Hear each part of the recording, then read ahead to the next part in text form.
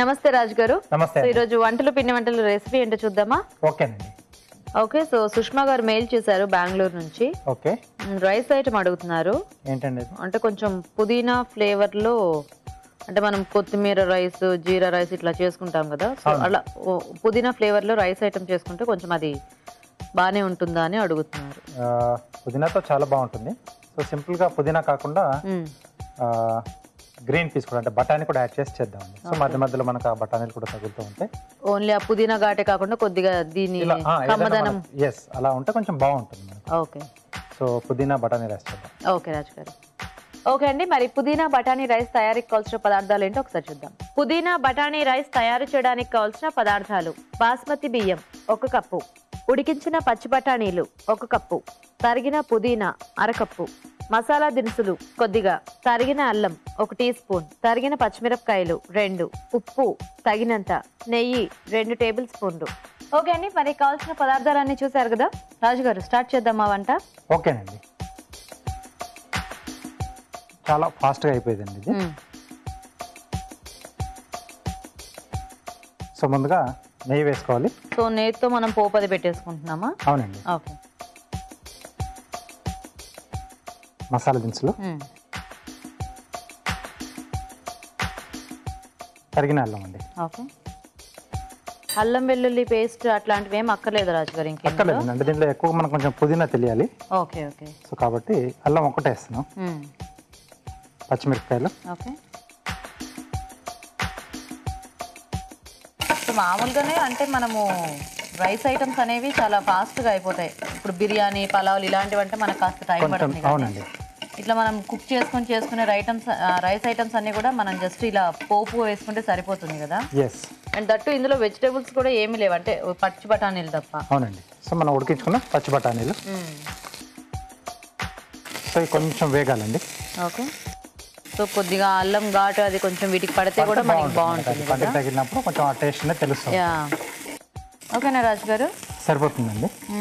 అల్లం ఘాటు మనకి ఆల్రెడీ తెలుస్తుంది. సో తరిగిన పుదీనా. ఇప్పుడు మనము కొత్తిమీర ఫ్లేవర్లో కానీ అలా చేసుకుంటే కొత్తిమీర పేస్ట్లా చేసి వేసుకుంటాం కదా రాజు గారు. అవునండి. ఇక్కడ మనం పుదీనా అంటే ఇలా ఆకులుగా వేసుకుంటే సరిపోతుందా? పేస్ట్ లాగా చేసుకుంటే పేస్ట్ లా అంటే కొంచెం ఆ కలర్ కూడా కావాలి, కొంచెం గ్రీనిష్ కలర్ అనుకున్నప్పుడు పేస్ట్ లా వేసుకోవచ్చు.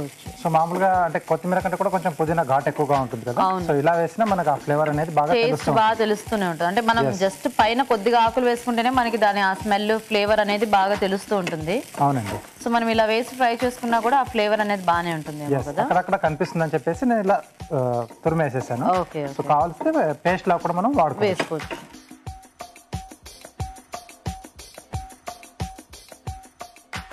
సో దీంట్లో అన్నం క్వాంటిటీకి తర్వాత దీనికి సరిపడా ఉప్పు. ఓకే,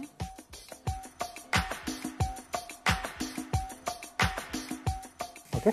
సో ఇప్పుడు ముందుగా మనం ఉడికించుకున్న బాస్మతి రైస్. ఓకే,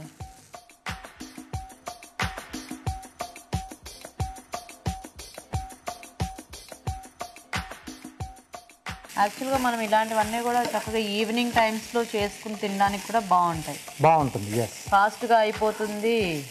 ఇప్పుడు వర్క్ చేసి వచ్చిన వాళ్ళు ఎక్కువ టైం స్పెండ్ చేయలేరు కుకింగ్కి, అలసిపోయాము అనుకునే వాళ్ళందరికీ కూడా చాలా ఈజీగా అయిపోతుంది. సో ఎక్కువ కష్టపడినక్కర లేకుండానే ఒక డిష్ రెడీ అవుతుంది. సో డిన్నర్కి మనకు అంటే కొంచెం ఇలా లైట్గా తీసుకున్నా సరిపోతుందండి. ఎలాగో చాలామంది అంటే కొంచెం ఫాస్ట్గా తినేస్తూ ఉంటారు కదా. ఎస్, సో ఫాస్ట్గా అయిపోతుంది, చక్కగా చేసుకున్న వెంటనే వేడివేడిగా తినేస్తే బాగుంటుంది. ఓకే ఓకే,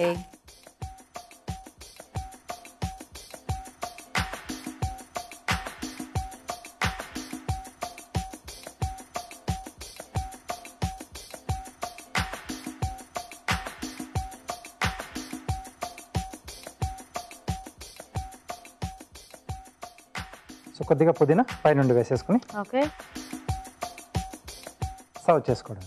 నైస్, బాగుంది రాజు గారు. అంటే ఆ పుదీనా ఫ్లేవర్ అనేది మనకి బాగా తెలుస్తుంది. అవునండి, టేస్టీగా అనిపిస్తుంది.